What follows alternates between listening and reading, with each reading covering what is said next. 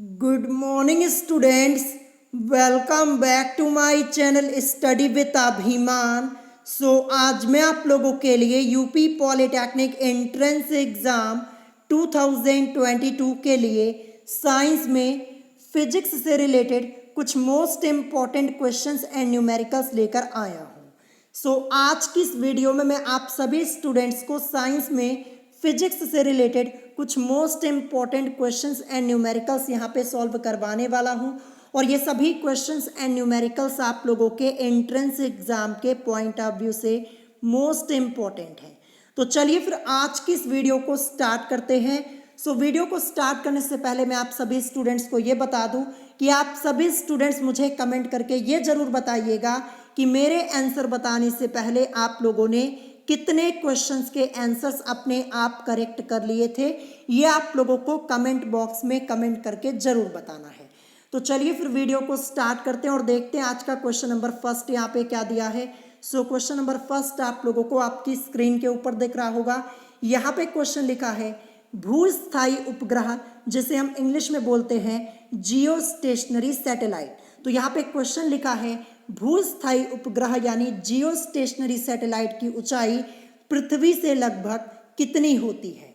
चार ऑप्शंस आप लोगों को आपकी स्क्रीन के ऊपर दिख रहे होंगे और ये क्वेश्चन आप लोगों का मोस्ट इम्पॉर्टेंट है और इससे पहले भी मैंने आप लोगों को ये क्वेश्चन कई बार सॉल्व कराया है। अगर आप लोगों ने अपना रिवीजन किया है तो आप इस क्वेश्चन का आंसर आसानी से कर पाएंगे। Question number first correct answer आपका हो जाएगा यहाँ पे ऑप्शन बी, यानी 36,000 किलोमीटर लगभग। यानी भूस्थायी उपग्रह, जिसे हम इंग्लिश में क्या बोलते हैं जियो स्टेशनरी सैटेलाइट बोलते हैं, इसकी ऊंचाई पृथ्वी से लगभग 36,000 किलोमीटर होती है। ये आप ध्यान रखिएगा। और देखिए यहाँ पे लिखा हुआ है भूस्थायी उपग्रह। भूस्थायी उपग्रह ये क्या होता है, इससे पहले भी मैंने आप लोगों को कई बार बताया हुआ है। एक बार फिर से मैं आपको बता दूं, ऐसा उपग्रह जिसका परिक्रमण काल 24 घंटे होता है भूस्थायी उपग्रह यानी जियो स्टेशनरी सैटेलाइट कहलाता है और इसकी ऊंचाई पृथ्वी से लगभग 36,000 किलोमीटर होती है। ये आपको ध्यान रखना है। क्वेश्चन प्रिपेयर कर लीजिएगा। किस चैप्टर का क्वेश्चन है, तो आप लोगों के फिजिक्स के सिलेबस में आपका एक चैप्टर दिया है गुरुत्वाकर्षण, जिसे हम इंग्लिश में बोलते हैं ग्रेविटेशन। उसी चैप्टर का आपका ये क्वेश्चन है और ये चैप्टर मैंने आप लोगों का पहले ही कंप्लीट करा दिया है।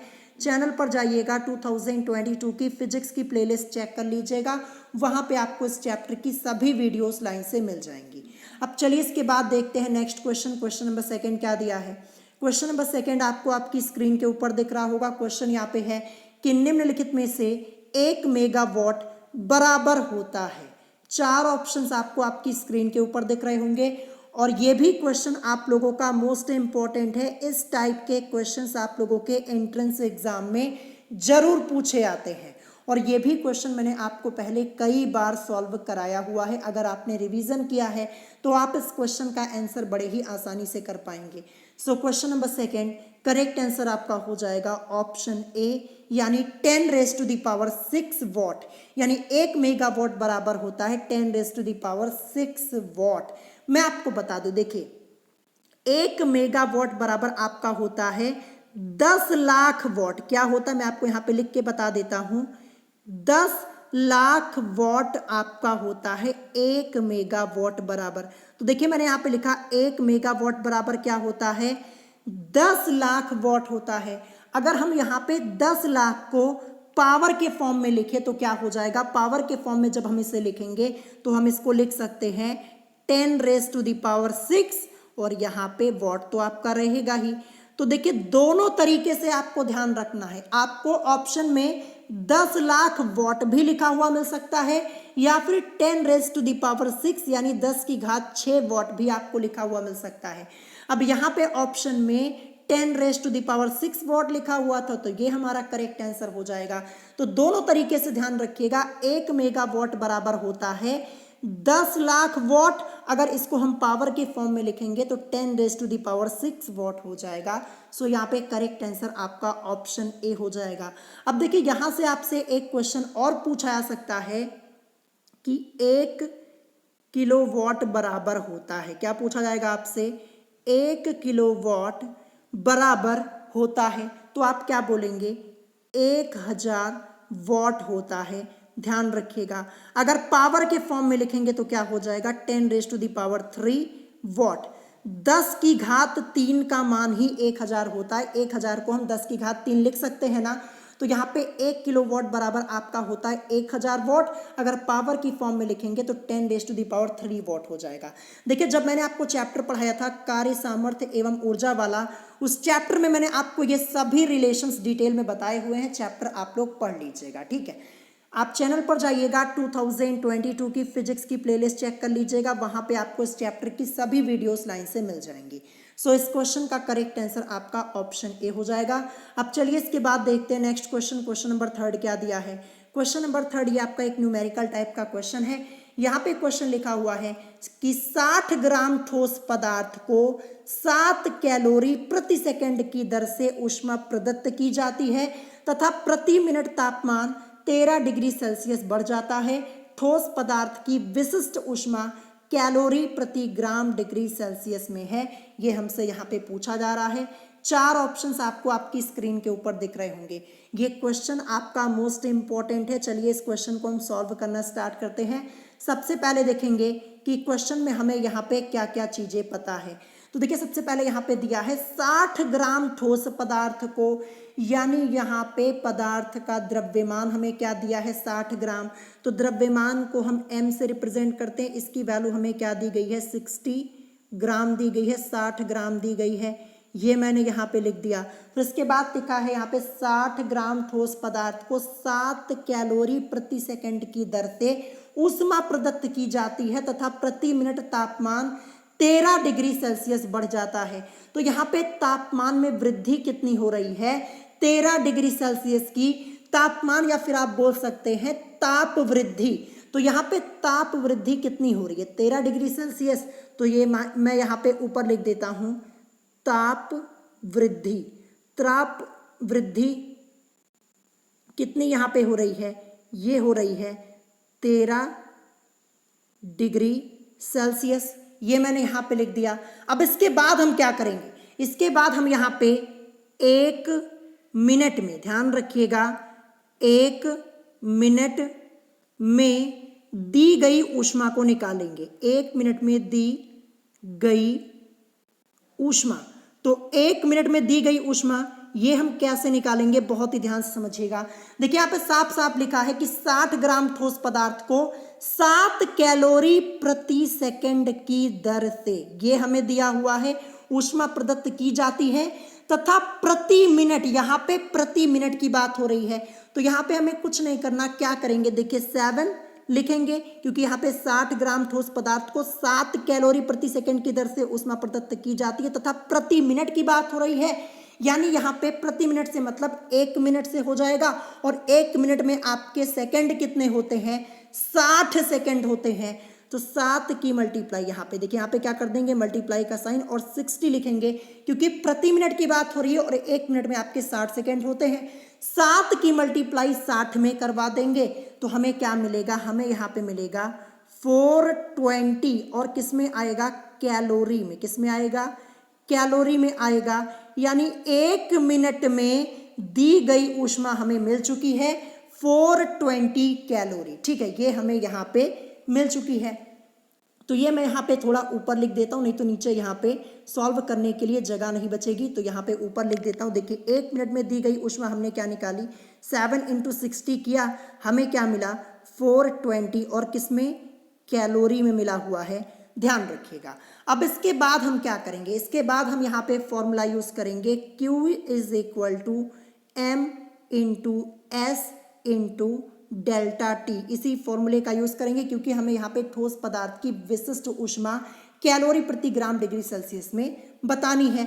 तो देखिए Q की वैल्यू क्या हो जाएगी, जस्ट अभी हमने फाइंड आउट की 1 मिनट में दी गई ऊष्मा जो हमने निकाली यहाँ पे 420 कैलोरी, यही Q का मान यहाँ पे हो जाएगा। तो Q की जगह मैं 420 लिख देता हूँ यहाँ पे, = द्रव्यमान M की वैल्यू हमें 60 दी गई है, इनटू S की वैल्यू तो अभी हमें निकालनी है फिर इसके बाद यहाँ पे S की वैल्यू तो फाइंड आउट करनी है ना, जो ठोस पदार्थ की विशिष्ट ऊष्मा है इसको हम S से रिप्रेजेंट करेंगे, ध्यान रखिएगा, इसी की वैल्यू हमें फाइंड आउट करनी है। और यहाँ पे डेल्टा टी का मान क्या दिया है, जो तापमान बढ़ रहा है, जो ताप वृद्धि हो रही है, वही डेल्टा टी की वैल्यू है, जो कि हमें क्या दी गई है 13 डिग्री सेल्सियस। तो डेल्टा टी की जगह हम क्या लिखेंगे, डेल्टा टी की जगह हम लिखेंगे 13 को, ये मैंने यहाँ पे लिख दिया। अब इसके बाद सॉल्व करेंगे, देखिए 420 ये आपका एज इट इज रहेगा, इज इक्वल टू, देखिए 60 की मल्टीप्लाई अगर आप 13 में करवाएंगे, 60 की मल्टीप्लाई अगर आप 13 में करवाएंगे तो आपको क्या मिलेगा, आपको मिलेगा 780, क्या मिलेगा 780 ये मिलेगा। और फिर यहाँ पे देखिए मल्टीप्लाई में आपका S भी है, और 780 की मल्टीप्लाई अगर आप S में करवाएंगे तो आपको 780S ही तो मिलेगा। तो मैं यहाँ पे लिख देता हूँ 780S, यानी हमें क्या मिल गया 420 इज इक्वल टू 780S। बहुत ही ध्यान से समझिएगा, देखिए यहाँ पे Q की वैल्यू को पुट किया 420 अभी हमने निकाली थी ना, फिर इसके बाद देखिए M की वैल्यू 60 ग्राम, यानी द्रव्यमान M की वैल्यू 60 ग्राम दी गई थी, 60 रखा। S का मान हमें निकालना ही है, डेल्टा T की वैल्यू 13 डिग्री सेल्सियस ये हमें दी गई थी, ये मैंने यहाँ पे लिखा। फिर इसके बाद देखिए 420 आपका एज इट इज रहेगा, इज इक्वल टू 60 की मल्टीप्लाई 13 में करवाएंगे 780, और 780 की मल्टीप्लाई अगर आप S में करवाएंगे तो आपको यहाँ पे क्या मिलेगा 780S मिल जाएगा। तो यहाँ तक आप पहले क्वेश्चन को नोट कर लीजिए, क्योंकि नीचे जगह बची नहीं है सॉल्व करने के लिए, तो मैं यहाँ पे इसको साफ करने जा रहा हूँ, आप इसका स्क्रीनशॉट ले लीजिए या फिर नोट कर लीजिए। तो इस लाइन को अभी मैं फिर से लिखूंगा, तो यहाँ पे मैं साफ कर देता हूँ। तो हमें क्या मिला था 420 इज इक्वल टू 780S मिला हुआ था। अब हमें S की वैल्यू को फाइंड आउट करना है, S को आगे लाएंगे, S इज इक्वल टू आपका क्या हो जाएगा 420 और अपॉन में 780 हो जाएगा, ये 0 से ये 0 कैंसिल हो जाएगा। यहाँ पे देखिए 2 2 ज़ा 4 और 2 1 ज़ा 2 हो जाएगा, यहाँ पे 2 3 ज़ा 6 और 2 9 ज़ा 18 हो जाएगा। बचा क्या हमारे पास 21 और बटे में 39 बचा हुआ है। जब आप इसको सॉल्व करेंगे, देखिए मैं आपको बता दूं 21 बटे 39 है, रुकिए मैं यहाँ पे साइड में लिखता हूँ, क्या था 21 बटे 39 मिला हुआ था, यानी 21 में हमें डिवाइड किससे करना है 39 से करना है। 21 तो छोटी संख्या है, तो सबसे पहले 0, फिर यहाँ पे पॉइंट लगाएंगे, तब 1 0 यहाँ पे बढ़ जाएगा, ठीक है। जब आप इसको यहाँ पे डिवाइड करके सॉल्व करेंगे तो आपको मिलेगा क्या, मैं आपको बता दूं, आपको मिलेगा 0.538। देखिए दशमलव के हम केवल 3 अंक तक ही सॉल्व करेंगे, और अगर आप पूरा सॉल्व करेंगे तो आपको मिलेगा 0.538461538, ऐसे इतना लंबा मिलेगा। तो इतना लंबा नहीं लिखा जाता, केवल दशमलव के 3 अंक तक हम लेंगे तो क्या मिलेगा हमें 0.538 कैलोरी प्रति ग्राम डिग्री सेल्सियस। क्या लिख सकते हैं इसको, हम लिख सकते हैं कैलोरी प्रति ग्राम डिग्री सेल्सियस, यही इस क्वेश्चन का करेक्ट आंसर होगा। चलिए चेक करते हैं 0.538 दिया कहां है, 0.538 ऑप्शन ए में दिया, ऑप्शन ए करेक्ट हो जाएगा। देखिए क्वेश्चन ये आपका मॉडरेट लेवल का है, अगर सॉल्व करने का तरीका पता होगा तभी आप सॉल्व कर पाएंगे, प्रैक्टिस कर लीजिएगा, इंपॉर्टेंट है। अब इसके बाद देखते हैं नेक्स्ट क्वेश्चन, क्वेश्चन नंबर 4 क्या दिया है। क्वेश्चन नंबर 4 आपको आपकी स्क्रीन के ऊपर दिख रहा होगा, यहाँ पे क्वेश्चन है, यदि किसी वस्तु का द्रव्यमान 100 ग्राम तथा विशिष्ट ऊष्मा 0.11 कैलोरी प्रति ग्राम डिग्री सेल्सियस हो तो उसकी ऊष्माधारिता है, ऊष्माधारिता हमसे यहाँ पे पूछी जा रही है। ये क्वेश्चन मैंने आपको पहले भी कई बार सॉल्व कराया है, 2018 के एंट्रेंस एग्जाम में आया हुआ क्वेश्चन, और टोटली आपका फॉर्मूला बेस्ड क्वेश्चन है। 4 ऑप्शंस आपको आपकी स्क्रीन के ऊपर दिख रहे होंगे। अगर आपको फॉर्मूला पता है तो मात्र आप इस क्वेश्चन को 20 सेकंड के अंदर सॉल्व कर पाएंगे। देखते हैं यहाँ पे हमें यहाँ पे पता क्या है। तो देखिए सबसे पहले हमें यहाँ पे क्या पता है, द्रव्यमान की वैल्यू, ठीक है, द्रव्यमान हमें कितना दिया गया है, यहाँ पे मैं लिख देता हूँ द्रव्यमान, द्रव्यमान की वैल्यू हमें यहाँ पे क्या दी गई है 100 ग्राम, ये हमें पता है, तो ये मैंने यहाँ पे लिख दिया। द्रव्यमान हमें यहाँ पे 100 ग्राम दिया है। फिर इसके बाद विशिष्ट ऊष्मा भी तो हमें दी गई है। विशिष्ट ऊष्मा, ये मैं यहां पे लिख देता हूं, विशिष्ट ऊष्मा, जिसका मान हमें यहां पे क्या दिया गया है, 0.11। क्या दिया गया है, 0.11 कैलोरी प्रति डिग्री सेल्सियस, जैसा कि आप लोग देख पा रहे होंगे। तो ये मैंने यहां पे लिख दिया। फिर हमसे पूछा गया उसकी ऊष्माधारिता, हमें क्या निकालना है, ऊष्माधारिता को निकालना है। तो मैं यहां पे लिखता हूं ऊष्माधारिता।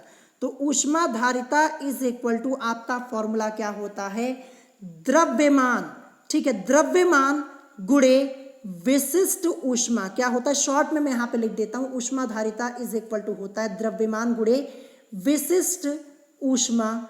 ये आपको ध्यान रखना है। तो द्रव्यमान का मान हमें क्या दिया है, 100 ग्राम, और गुणे विशिष्ट ऊष्मा का मान हमें क्या दिया है, 0.11 कैलोरी प्रति डिग्री सेल्सियस। अब इसी की मल्टीप्लाई करवा दीजिए। 100 की मल्टीप्लाई 0.11 में जब आप कराएंगे तो आपको क्या मिलेगा, 11। फिर इसके बाद कैलोरी प्रति डिग्री सेल्सियस, यही इस क्वेश्चन का आपका करेक्ट आंसर हो जाएगा, यानी 11 कैलोरी प्रति डिग्री सेल्सियस। ये आपका कहाँ पे दिया है, ये आपका ऑप्शन बी में दिया, सो ऑप्शन बी करेक्ट हो जाएगा।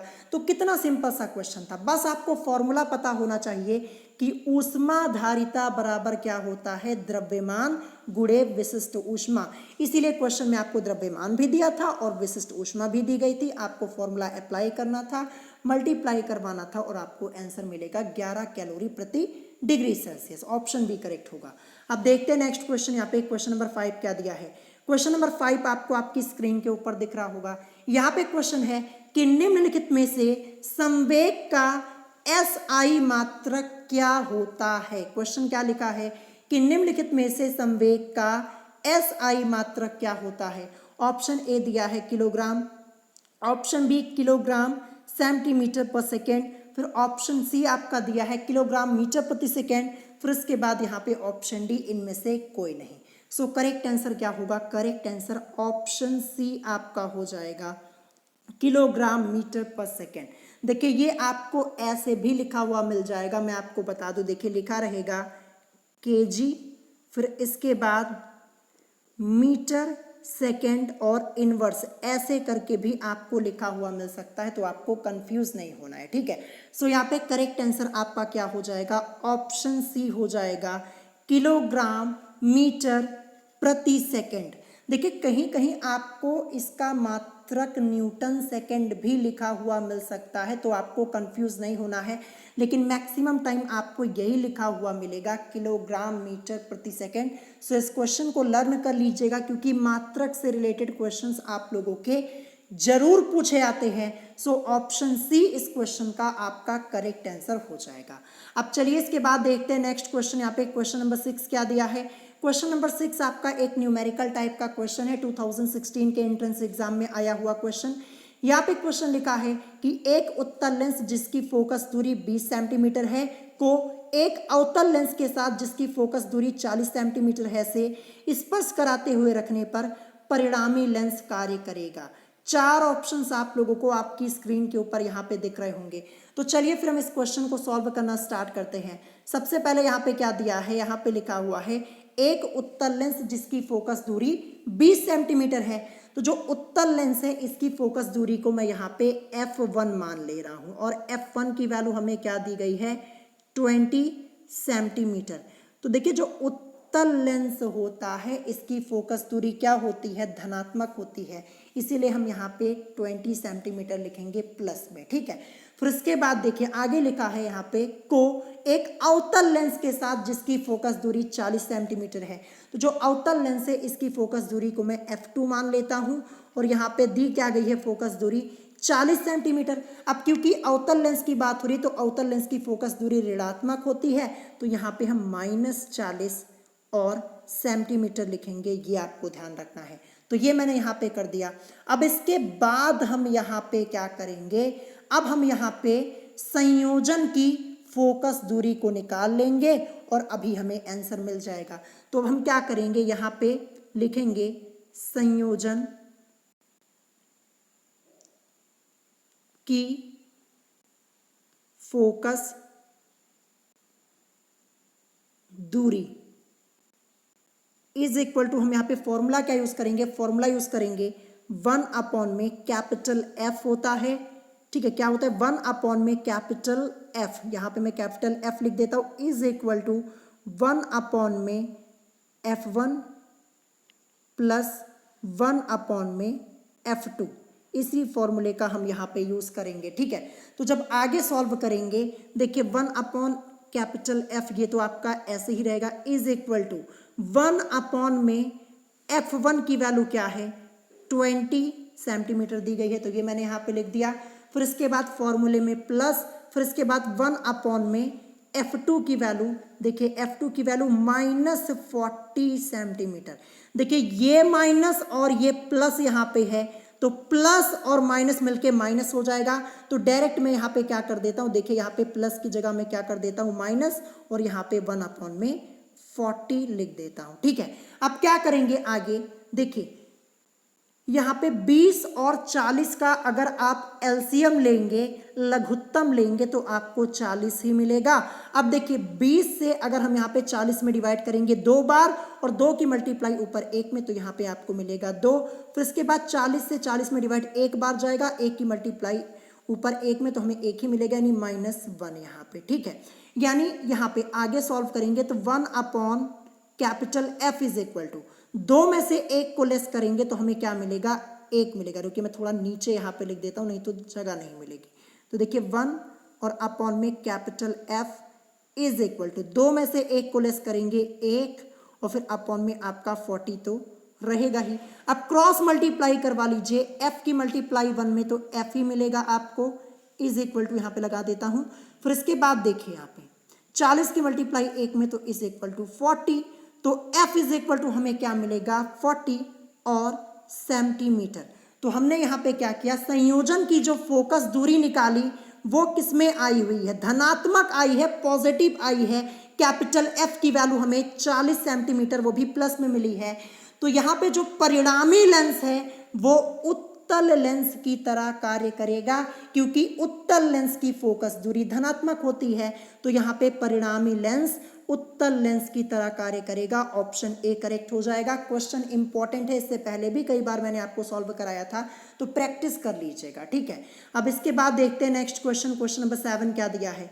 क्वेश्चन नंबर 7 है कि निम्नलिखित में से गुरुत्वीय त्वरण यानी स्मॉल जी का मान सबसे अधिक होता है, यानी कहां पर होता है। ऑप्शन ए दिया है एवरेस्ट की चोटी पर, ऑप्शन बी ऊंची इमारतों पर, ऑप्शन सी ध्रुवों पर, या ऑप्शन डी भूमध्य रेखा पर। सो क्वेश्चन नंबर 7, इस क्वेश्चन का आपका करेक्ट आंसर क्या हो जाएगा। करेक्ट आंसर आपका यहाँ पे हो जाएगा ध्रुवों पर। ध्यान रखिएगा, ऑप्शन सी करेक्ट होगा। यानी निम्नलिखित में से गुरुत्वीय त्वरण स्मॉल जी का मान सबसे अधिक कहां पर होता है, ध्रुवों पर होता है। और अधिक की जगह आपसे क्या पूछ लिया जाए, कम पूछ लिया जाए, तो आप क्या बोलेंगे। तो ध्यान रखिएगा, गुरुत्वीय त्वरण स्मॉल जी का मान सबसे कम होता है भूमध्य रेखा पर, ठीक है। कहां पर होता है, भूमध्य रेखा पर, जिसे आप विषुवत रेखा भी बोलते हैं। तो सबसे कम किस पर होता है, भूमध्य रेखा पर, ठीक है। और सबसे ज्यादा किस पर होता है, ध्रुवों पर होता है। एक बार मैं आपको रिपीट करके बता दूं, ध्यान से सुनिएगा। देखिए पृथ्वी तल पर स्मॉल जी का मान ध्रुवों पर सबसे अधिक, तथा विषुवत रेखा जिसे आप भूमध्य रेखा भी बोलते हैं, यहां पर सबसे कम होता है, ठीक है। सो करेक्ट आंसर आपका यहाँ पे सबसे अधिक पूछा गया था, तो ध्रुवों पर हो जाएगा ऑप्शन सी। क्वेश्चन ये आपका मोस्ट इंपॉर्टेंट है, पहले भी कराया हुआ है। जब मैंने आपको चैप्टर पढ़ाया था गुरुत्वाकर्षण वाला, वहां भी मैंने आपको एक क्वेश्चन कराया था, और वैसे भी कई बार कराया हुआ है। सो ऑप्शन सी करेक्ट होगा, ठीक है। अब चलिए इसके बाद देखते हैं नेक्स्ट क्वेश्चन। क्वेश्चन नंबर 8 क्या दिया है। क्वेश्चन नंबर 8 है, दो लेंस हो जिनमें से एक की फोकस दूरी 25 सेंटीमीटर तथा दूसरे लेंस की फोकस दूरी -10 सेंटीमीटर है, को एक साथ रखा गया है संयुक्त लेंस की क्षमता होगी। क्या पूछा जा रहा है? यहाँ पे आपसे पूछा जा रहा है कि संयुक्त लेंस की क्षमता होगी। तो चलिए फिर हम इस क्वेश्चन को सॉल्व करना स्टार्ट करते हैं। क्वेश्चन ये आपका मोस्ट इंपॉर्टेंट है। तो देखिए सबसे पहली बात, यहाँ पे दो लेंसों की बात हो रही है, ठीक है, जिनमें से एक लेंस की फोकस दूरी क्या दी गई है? 25 सेंटीमीटर हमको यहाँ पे दी गई है। तो सबसे पहले मैं यहाँ पे देखिए, पहले लेंस की फोकस दूरी हमें क्या दी गई है? 25 सेंटीमीटर दी गई है। तो यहाँ पे मैं पहले लेंस की फोकस दूरी इसको क्या मान लूंगा? f1 मान लूंगा। तो f1 में यहाँ पे लिख देता हूं। इसकी फोकस दूरी हमें क्या दी गई है? 25 सेंटीमीटर दी गई है, ये मैंने यहाँ पे लिख दिया, ठीक है। फिर इसके बाद तथा दूसरे लेंस की फोकस दूरी हमें यहाँ पे क्या दी गई है? -10 सेंटीमीटर। तो दूसरे लेंस की फोकस दूरी को मैं यहाँ पे f2 मान लेता हूँ और इसकी वैल्यू हमें -10 और सेंटीमीटर दी गई है, ये मैंने यहाँ पे लिख दिया। को एक साथ रखा गया संयुक्त लेंस की क्षमता होगी, ये हमसे पूछा जा रहा है। तो देखिए सबसे पहले हम क्या करेंगे? हम यहाँ पे सबसे पहले करेंगे कि P1 की वैल्यू, देखिए P1 इज इक्वल टू, हम यहाँ पे एक फॉर्मूला लगाएंगे 100 अपॉन में f1, यानी पहले लेंस की क्षमता को हम यहाँ पे निकालने के लिए जा रहे हैं। तो देखिए P1 इज इक्वल टू 100, तो आपका ऐसे ही रहेगा, और f1 की वैल्यू हमारे पास 25 है, तो हम यहाँ पे 25 लिख देंगे, ठीक है। सॉल्व करेंगे, 25 1 25 4 100, यानी P1 की वैल्यू हमें क्या मिल गई? 4। और क्योंकि क्षमता को निकाल रहे हैं, पहले लेंस की क्षमता को, तो ये डायोप्टर में आएगी, ठीक है, 4 डायोप्टर। अब इसके बाद दूसरे लेंस की क्षमता को निकालेंगे, जिसको मैं P2 यहाँ पे लिखूंगा। देखिए पहले लेंस की क्षमता इसको मैंने P1 और दूसरे लेंस की क्षमता इसको P2 लिखूंगा। यहाँ पे फॉर्मूला आपका होगा 100 और अपॉन में f2 हो जाएगा, क्योंकि दूसरे लेंस की क्षमता को निकाल रहे हैं। तो 100, और देखिए f2 का मान हमें -10 सेंटीमीटर दिया है। सॉल्व करेंगे तो देखिए ये 0 से ये 0 कैंसल, तो यहाँ पे P2 की वैल्यू हमें क्या मिल जाएगी? तो P2 की वैल्यू हमें मिल गई यहाँ पे -10 और डायोप्टर में, क्योंकि यहाँ पे देखिए आपका जो f2 की वैल्यू यहाँ पे दी गई थी -10 थी, तो माइनस तो आपका लगा ही रहेगा यहाँ पे ना। सॉल्व करेंगे तो यहाँ पे क्या मिलेगा? -10 डायोप्टर, जैसा कि आप लोग देख पा रहे होंगे। तो पहले लेंस की क्षमता हमने क्या निकाली? P1, इसकी वैल्यू 4 डायोप्टर, और दूसरे लेंस की क्षमता P2, इसकी वैल्यू हमने -10 डायोप्टर निकाली। तो यहाँ तक पहले आप नोट कर लीजिए, फिर इसके बाद आगे मैं क्वेश्चन को सॉल्व करता हूँ, ठीक है। तो यहाँ तक आपने नोट कर लिया होगा। अब मैं यहाँ पे इसको साफ कर देता हूँ। तो देखिए P1 की वैल्यू हमें क्या मिली थी? P1 की वैल्यू हमें मिली थी यहाँ पे 4 डायोप्टर, ये मैं लिख देता हूँ, और P2 की वैल्यू हमें क्या मिली थी? -10 और डायोप्टर, ये मैंने लिख दिया। अब हम यहाँ पे संयुक्त लेंस की क्षमता को निकालेंगे। संयुक्त लेंस की क्षमता, इसको जब हम यहाँ पे निकालेंगे तो फॉर्मूला क्या यूज करेंगे? फॉर्मूला यूज करेंगे यहाँ पे P is equal to P1 plus P2, इसी का यूज करेंगे। तो P is equal to, P1 की वैल्यू हमारे पास 4 है, 4 डायोप्टर, फिर इसके बाद फॉर्मूले में प्लस, फिर यहाँ पे P2 की वैल्यू हमारे पास -10 डायोप्टर है। तो देखिए ये प्लस और ये माइनस मिलके आपका क्या हो जाएगा? माइनस हो जाएगा, यानी इसको हम क्या लिख सकते हैं? यहाँ पे हम लिख सकते हैं 4 - 10। तो जब यहाँ पे सॉल्व करेंगे तो P इज इक्वल टू हमें क्या मिलेगा? 4 में से 10 को घटाएंगे, यहाँ पे छोटी संख्या में से बड़ी संख्या को घटा रहे हैं, हमारा आएगा निगेटिव में, यानी -6, और किस में आएगा? संयुक्त लेंस की क्षमता को निकाल रहे हैं तो डायोप्टर में। तो -6 डायोप्टर, यही इस क्वेश्चन का आपका करेक्ट आंसर होगा। कहाँ पे दिया है -6 डायोप्टर? चलिए चेक करते हैं। ये आपका दिया है ऑप्शन डी में, सो ऑप्शन डी करेक्ट हो जाएगा। तो क्वेश्चन ये आपका बहुत ही इजी है, ध्यान रखिएगा। देखिए यहाँ पे दो लेंसों की आपको फोकस दूरी पहले से दी गई थी, एक की 25 सेंटीमीटर और दूसरे की -10 सेंटीमीटर। तो देखिए हमें करना क्या था? सबसे पहले हमें यहाँ पे पहले लेंस की क्षमता को निकालना था, जिसको मैंने P1 लिखा, और P1 is equal to formula use किया 100 और अपॉन में f1 लिख दिया पहले लेंस के लिए। फिर जब दूसरे लेंस की क्षमता को निकालेंगे P2 is equal to 100 upon में f2 कर देंगे, ठीक है। जब यहाँ पे पहले और दूसरे लेंस की क्षमता को निकाल लेंगे, तब हम संयुक्त लेंस की क्षमता को निकालेंगे। P is equal to formula use करेंगे P1 प्लस P2 को। तो ये सब फॉर्मूले आपको ध्यान रखने, इतने फॉर्मूले यहाँ पे यूज हुए हैं। सो करेक्ट आंसर आपका ऑप्शन डी होगा। चलिए इसके बाद देखते हैं नेक्स्ट क्वेश्चन, क्वेश्चन नंबर 9 क्या दिया है।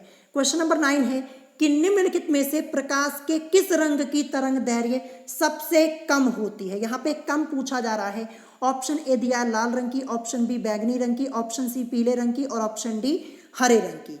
So question number 9 correct answer आपका यहाँ पे क्या हो जाएगा, करेक्ट आंसर आपका हो जाएगा बैंगनी रंग की। ध्यान रखिएगा, यहाँ पे क्वेश्चन पूछा गया था कि निम्नलिखित में से प्रकाश के किस रंग की तरंग दैर्घ्य सबसे कम होती है।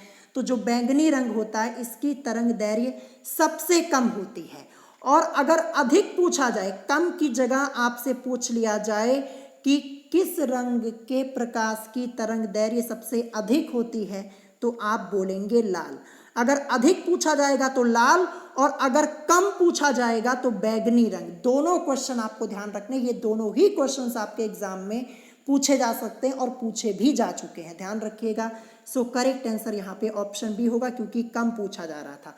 और अधिक पूछा जाएगा तो आप लाल बोलेंगे, ठीक है। अब नेक्स्ट क्वेश्चन देखते हैं। क्वेश्चन नंबर 10 यहाँ पे दिया है कि निम्नलिखित में से गुरुत्वीय विभव का मात्रक क्या होता है।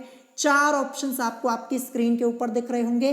इससे पहले भी मैंने आपको ये क्वेश्चन कई बार सॉल्व कराया हुआ है। सो करेक्ट आंसर आपका क्या हो जाएगा, गुरुत्वीय विभव का मात्रक क्या होता है। गुरुत्वीय विभव का मात्रक होता है जूल प्रति किलोग्राम, यानी ऑप्शन सी इस क्वेश्चन का आपका करेक्ट आंसर हो जाएगा, जूल प्रति किलोग्राम, ठीक है। ऑप्शन सी करेक्ट होगा। क्वेश्चन ये नोट कर लीजिएगा, लर्न कर लीजिएगा, इससे पहले भी मैंने आपको क्वेश्चन कराया हुआ है ये वाला। अब देखते हैं नेक्स्ट क्वेश्चन। क्वेश्चन नंबर 11 क्या दिया है। क्वेश्चन नंबर 11 है कि निम्नलिखित में से किस रंग के प्रकाश का प्रकीर्णन सबसे कम होता है। मोस्ट इंपॉर्टेंट क्वेश्चन है। क्वेश्चन पूछा गया कि निम्नलिखित में से किस रंग के प्रकाश का प्रकीर्णन सबसे कम होता है। ऑप्शन ए हरा, ऑप्शन बी बैंगनी, ऑप्शन सी लाल या ऑप्शन डी इनमें से कोई नहीं। So question number 11 correct answer आपका क्या हो जाएगा, करेक्ट आंसर आपका यहाँ पे हो जाएगा ऑप्शन सी यानी लाल। ध्यान रखिएगा, लाल रंग के प्रकाश का प्रकीर्णन सबसे कम होता है, ठीक है। और कम की जगह आपसे यहाँ पे ज्यादा पूछ लिया जाए, अगर आपसे ये क्वेश्चन पूछ लिया जाए कि निम्नलिखित में से किस रंग के प्रकाश का प्रकीर्णन सबसे ज्यादा या फिर सबसे अधिक होता है, तो आप क्या बोलेंगे, तब आपका आंसर हो जाएगा बैंगनी। क्या हो जाएगा, बैंगनी हो जाएगा। ये आपको ध्यान रखना है, ठीक है। यानी बैंगनी रंग के प्रकाश का प्रकीर्णन सबसे अधिक होता है और लाल रंग के प्रकाश का प्रकीर्णन सबसे कम होता है। तो कम पूछा गया था, ऑप्शन सी करेक्ट होगा। एक बार मैं आपको रिपीट करके बता दूं, ध्यान से सुनिएगा। लाल रंग के प्रकाश का प्रकीर्णन सबसे कम और बैंगनी रंग के प्रकाश का प्रकीर्णन सबसे अधिक होता है, ध्यान रखिएगा, ठीक है। तो यहाँ पे कम पूछा गया था, ऑप्शन सी करेक्ट होगा। नेक्स्ट क्वेश्चन देखते हैं, क्वेश्चन नंबर 12। क्वेश्चन नंबर 12 है कि निम्नलिखित में से पृथ्वी के लिए पलायन वेग का मान कितना होता है। 4 ऑप्शंस आपको आपकी स्क्रीन के ऊपर दिख रहे होंगे। ये भी क्वेश्चन मैंने आपको कई बार कराया है, अगर आपने रिवीजन किया है तो ये क्वेश्चन आपका करेक्ट जरूर होगा। तो निम्नलिखित में से पृथ्वी के लिए पलायन वेग का मान कितना होता है, तो ये होता है 11.2 किलोमीटर प्रति सेकेंड, यानी ऑप्शन ए करेक्ट हो जाएगा। अब ये पलायन वेग क्या होता है, पलायन वेग ये पूरा टॉपिक मैंने आपको पढ़ाया था जब मैंने आपको गुरुत्वाकर्षण वाला चैप्टर पढ़ाया था। तो एक बार फिर से बता देता हूँ आखिर पलायन वेग होता क्या है। तो बहुत ही ध्यान से सुनिएगा, पलायन वेग वह न्यूनतम वेग है जिससे किसी पिंड के ऊर्ध्वाधर ऊपर की ओर फेंकने पर पिंड पृथ्वी के गुरुत्वीय क्षेत्र के पार आ जाता है तथा पृथ्वी पर कभी वापस नहीं लौटता है। ध्यान रखिएगा। तो देखिए, पृथ्वी के लिए पलायन वेग का मान 11.2 किलोमीटर प्रति सेकेंड होता है, ठीक है। अब देखिए, पृथ्वी के अलावा आपसे ये भी पूछा जा सकता है कि चंद्रमा के लिए पलायन वेग का मान कितना होता है। तो चंद्रमा के लिए पलायन वेग का मान होता है 2.38 किलोमीटर पर सेकेंड। ये भी आपको ध्यान रखना है, चंद्रमा के लिए पलायन वेग का मान 2.38 किलोमीटर पर सेकेंड होता है। देखिए, इसीलिए चंद्रमा पर वायुमंडल अनुपस्थित है, क्योंकि यहाँ पे देख ही पा रहे होंगे कितना कम, यहाँ पे 2.38 किलोमीटर प्रति सेकेंड। ये चंद्रमा के लिए पलायन वेग का मान है, जैसा कि आप लोग यहाँ पे देख पा रहे होंगे। तो ये भी आपको ध्यान रखना है। सो करेक्ट आंसर यहाँ पे ऑप्शन ए होगा। पृथ्वी के लिए पूछा गया था तो ये करेक्ट होगा। नेक्स्ट क्वेश्चन देखते हैं यहाँ पे क्वेश्चन नंबर 13 क्या दिया है।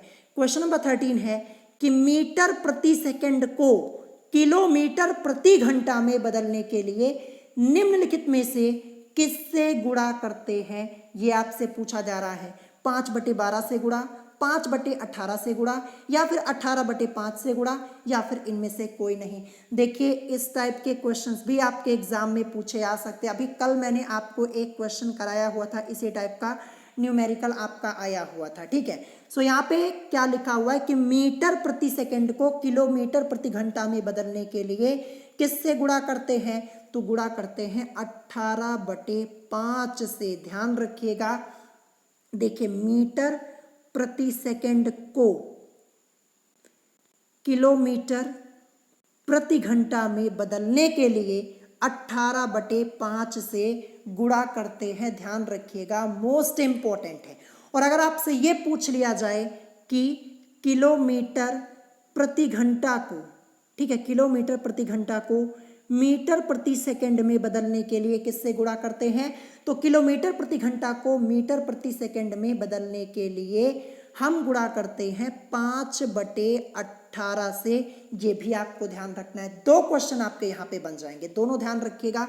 यहाँ पे पूछा गया था मीटर प्रति सेकंड को किलोमीटर प्रति घंटा में बदलने के लिए किससे गुणा करते हैं, तो 18/5 से। ध्यान रखिएगा। नेक्स्ट क्वेश्चन, क्वेश्चन नंबर 14 यहाँ पे क्या दिया है। क्वेश्चन नंबर 14 ये आपका एक न्यूमेरिकल टाइप का क्वेश्चन दिया है। यहाँ पे क्वेश्चन लिखा है कि 6 डायोप्टर एंड -1 डायोप्टर क्षमता वाले 2 लेंसों को एक दूसरे के साथ जोड़कर रखा जाता है। इस प्रकार बने लेंस युग्म की फोकस दूरी होगी। इस टाइप के कई क्वेश्चन मैंने आपको पहले ही सॉल्व कराए हैं। कैसे सॉल्व करेंगे, देखिए हमें यहाँ पे 2 लेंसों की क्षमता दी गई है। तो पहले लेंस की क्षमता क्या दी गई है, 6 डायोप्टर। देखिए डी से मतलब डायोप्टर होता है, लेंस की क्षमता का मात्रक डायोप्टर होता है, ये आपको ध्यान रखना है। तो पहले लेंस की क्षमता, इसको मैं क्या मान लूंगा, P1 मान लूंगा। P1 की वैल्यू हमें क्या दी गई है, 6 डायोप्टर, ये मैंने यहाँ पे लिख दिया। दूसरे लेंस की क्षमता को P2 मान लेता हूँ। इसकी वैल्यू हमें क्या दी गई, इसकी क्षमता दी गई है -1 डायोप्टर, ये मैंने यहाँ पे लिख दिया। अब इसके बाद हम क्या करेंगे, इसके बाद हम यहाँ पे लेंस युग्म की क्षमता को निकालेंगे। क्या करेंगे, मैं यहाँ पे लिख देता हूँ लेंस युग्म की क्षमता को हम यहाँ पे निकालेंगे। तो यहाँ पे फॉर्मूला क्या यूज करेंगे, फॉर्मूला यूज करेंगे हम यहाँ पे P = P1 + P2। ध्यान रखिएगा, इसी फॉर्मूले का यूज हम यहाँ पे करेंगे। तो देखिए यहाँ पे जब सॉल्व करेंगे P = P1 की वैल्यू हमारे पास 6 डायोप्टर है, फिर इसके बाद प्लस P2 की वैल्यू यहाँ पे -1 डायोप्टर है। तो ये प्लस और ये माइनस मिलके माइनस हो जाएगा, यानी 6 - 1 यहाँ पे आ जाएगा, 6 - 1। तो P = हमें क्या मिलेगा, 5 और डायोप्टर में मिलेगा। क्योंकि लेंस युग्म की क्षमता को निकाल रहे हैं, तो लेंस युग्म की क्षमता हमें क्या मिल गई, 5 डायोप्टर मिल गई। तो यहाँ तक आप पहले नोट कर लीजिए। अब मैं इसको साफ कर देता हूँ। तो लेंस युग्म की क्षमता P = हमें क्या मिले, यहाँ पे 5 डायोप्टर मिली। अब हमें ज्ञात क्या करना है, इस प्रकार बने लेंस युग्म की फोकस दूरी। तो हमें यहाँ पे लेंस युग्म की फोकस दूरी ज्ञात करनी है। तो मैं यहाँ पे लिख देता हूँ लेंस युग्म की फोकस दूरी, ठीक है, ये मैंने यहाँ पे लिख दिया। तो हम यहाँ पे फॉर्मूला क्या यूज करेंगे, फॉर्मूला हम यहाँ पे यूज करेंगे P = 100/f। ये फॉर्मूला क्यों यूज किया, अभी मैं आपको डिटेल में समझा देता हूँ। फॉर्मूला क्या यूज करेंगे, यहाँ पे मैं थोड़ा लिख देता हूँ, P = 100/f, ठीक है। अब देखिए P की वैल्यू अभी जस्ट हमने निकाली, क्या मिली थी हमें, 5 डायोप्टर = यहाँ पे ऊपर आपका 100 है और अपॉन में f तो आपका ऐसे ही रहेगा। अगर मैं नीचे 1 लिख लूँ कोई दिक्कत नहीं, क्रॉस मल्टीप्लाई करवा लीजिए, ठीक है। अब देखिए यहाँ पे ये आपका क्या लिखा है, f लिखा है, 5 की मल्टीप्लाई f में तो 5f हो जाएगा, = 1 की मल्टीप्लाई 100 में, तो यहाँ पे क्या हो जाएगा, 100 हो जाएगा, ठीक है। तो 5f = आपका 100 हो जाएगा, या फिर f = अगर हम यहाँ पे 100 और अपॉन में क्या करेंगे, 5 कर देंगे, तो 5 × 5 5 2 ज़ा 10 एंड 0 और सेंटीमीटर में आएगा। देखिए आपके जितने भी ऑप्शन यहाँ पे दिए गए थे वो सेंटीमीटर में दिए गए थे, इसीलिए फॉर्मूला ये वाला यूज किया, P is equal to 100 upon में F। ठीक है, ये आपको ध्यान रखना है। लेंस की क्षमता को निकालने के लिए हम इसी फॉर्मूले का यूज करते हैं। P is equal to 100 upon में F लिखा होता है और आगे डायोप्टर लिखा होता है। ठीक है, ये लेंस की क्षमता को निकालने के लिए इसका यूज करते हैं, लेकिन फोकस दूरी को निकालने के लिए भी हम इस फॉर्मूले का यूज कर सकते हैं। कैसे यूज कर सकते हैं? देखिए इसी फॉर्मूले का यूज अगर हम करें तो यहाँ पे देखिए P के मान को हम यहाँ पे रख देते हैं और यहाँ पे हम बड़े आसानी से फोकस दूरी को भी निकाल लेते हैं। तो इस फॉर्मूले का यूज लेंस की क्षमता को निकालने के लिए भी किया जा सकता है और यहाँ पे फोकस दूरी को भी निकालने के लिए किया जा सकता है। अभी मैंने आपको यहाँ पे फोकस दूरी निकाल के दिखाई ना, कितने आसानी से निकाला हमने। तो 20 सेंटीमीटर करेक्ट आंसर होगा। तो यहाँ पे करेक्ट आंसर आपका क्या हो जाएगा? देखिए ऑप्शन में तो आपका कहीं 20 सेंटीमीटर तो दिया ही नहीं हुआ है, so correct answer option D हो जाएगा, इनमें से कोई नहीं। ध्यान रखिएगा और देखिए सेंटीमीटर में ही इसका आंसर आएगा, ये आपको ध्यान रखना है। और जब सेंटीमीटर में आपका ऑप्शन आता है, देखिए ऑप्शन आपका दिया होता है या फिर आंसर तो आपका सेंटीमीटर में आएगा ही आएगा। जैसे मान लीजिए यहाँ पे इनमें से कोई नहीं ना लिख के यहाँ पे 20 सेंटीमीटर ही आपका दिया होता। ध्यान रखिएगा क्योंकि जो फोकस दूरी इसकी आएगी सेंटीमीटर में ही आएगी। सेंटीमीटर में जब फोकस दूरी आती है तो फॉर्मूला वही यूज करते जो भी मैंने लगाया, P इज इक्वल टू यहाँ पे 100 अपॉन में F, ये यूज किया।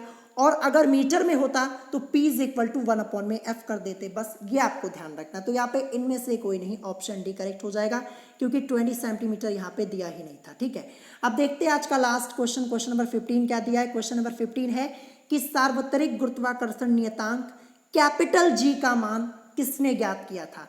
यहाँ पे कैपिटल G की बात हो रही है, स्मॉल g की बात यहाँ पे नहीं हो रही है, ध्यान रखिएगा। तो यहाँ पे सार्वत्रिक गुरुत्वाकर्षण नियतांक कैपिटल G का मान किसने ज्ञात किया था? कैपलर ने, सर आइजैक न्यूटन ने, हेनरी कैवेंडिश ने, या फिर इनमें से कोई नहीं। ये भी क्वेश्चन मैंने आपको कई बार कराया हुआ है। तो कैपिटल G का मान ज्ञात किया था हेनरी कैवेंडिश ने। अब कैपिटल G का मान होता कितना है?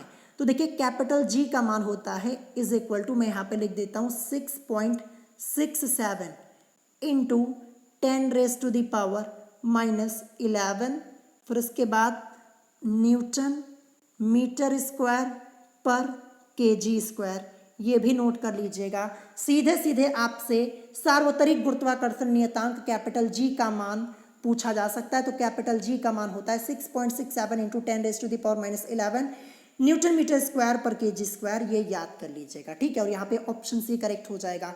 और देखिए इसके अलावा ये जो हेनरी कैवेंडिश है ना, इन्होंने हाइड्रोजन की खोज भी की थी। आपसे ये भी पूछा जा सकता है कि हाइड्रोजन की खोज किसने की थी। तो हाइड्रोजन की खोज भी ये हेनरी कैवेंडिश ने ही की थी, ये भी क्वेश्चन मैंने आपको कराया हुआ है। ठीक है, सो यहाँ पे ऑप्शन सी करेक्ट हो जाएगा। सो आज की इस वीडियो में टोटल मैंने आप लोगों को 15 क्वेश्चन सॉल्व कराए। अगर कोई क्वेश्चन आपको नहीं समझ में आया हो तो आप मुझसे कमेंट करके पूछ सकते हैं। अगर वीडियो पसंद आई हो सो वीडियो को लाइक करना मत भूलिएगा और साथ ही साथ हमारे चैनल स्टडी विद अभिमान को सब्सक्राइब करना मत भूलिएगा। सो आज की वीडियो में इतना ही, मिलेंगे नेक्स्ट वीडियो में। Thanks for watching.